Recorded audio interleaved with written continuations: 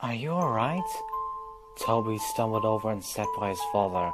He felt as if he was an idol and had no control over his actions. He was seeing everything he did, but it didn't register in his brain properly. He reached out to his father's arm, and his hand ended up getting slapped. His father turned to him abruptly and pushed the chair over with his foot. "Don't touch me, boy!" he yelled. His mother stood up. "Alright, knock that off. That is the last thing we need." The days went by, and things continued on as they were. Connie spent most of her time cleaning the house, and her rude husband spent most of his time ordering her around. It was just like how it used to be, before the crash. Toby never left his room. He would sit by his bed and tremble.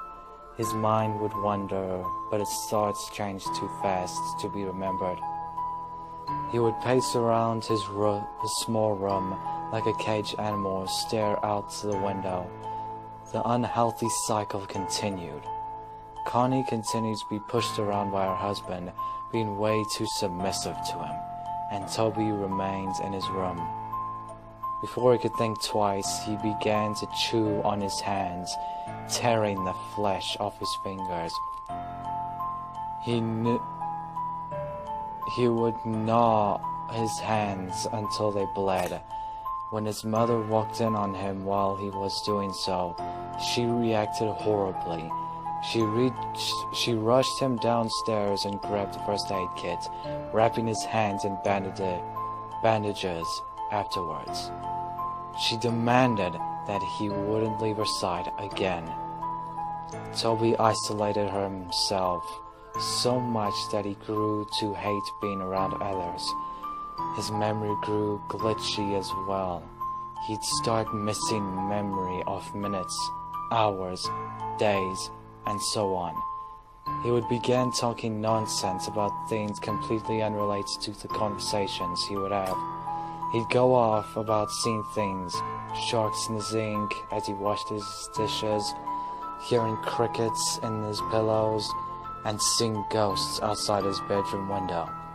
His mother grew so anxious about his mental health that she decided it would be good for him to talk to a professional about what he was feeling.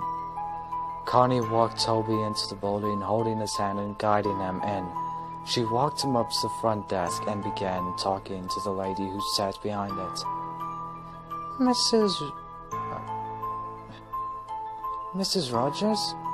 the lady asked. "Yes, that's me," Connie nodded. "We're here to see Dr. Oliver. I'm here with Toby Rogers." "Yes, right this way." The lady stood and led them down the long hallway. Toby looked at the framed artwork down the halls and turned in to the sound of the lady's high heels on the hardwood floor. She opened up the door to a room with a table and 2 chairs. "If we can get him to sit in here for a few minutes, I'll get the doctor." She smiled and held the door open. Toby stumbled into the room and sat down at the table. He looked over at his mother and the lady before the door slowly shut behind them. He looked around the room before he held up his tightly bandaged hands and began to bite at the bandages to unwrap his hands. But he was interrupted as the door swung open and a young woman in a black and spotted dress with light blonde hair stepped in, holding a clipboard and a pen. "Toby," she asked with a smile. Toby looked up at her and nodded. "Nice to meet you, Toby. My name is Dr. Oliver." She put her hand out for him to shake, but hesitantly pulled away when she noticed his bandaged hands.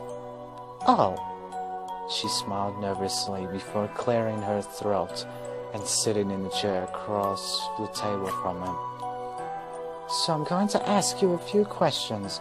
Try to answer them as honestly as possible, okay?" She placed her key clipboard on the table.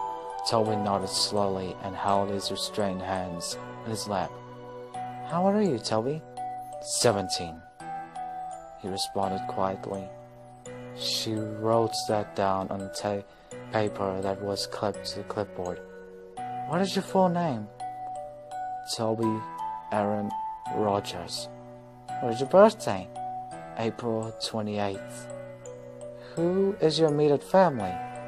Toby paused for a minute before answering the question. My mom, my dad, and he stopped. My sister. I heard about your sister, dear. I'm really sorry. Her expression faded into a sad, pity-filled look.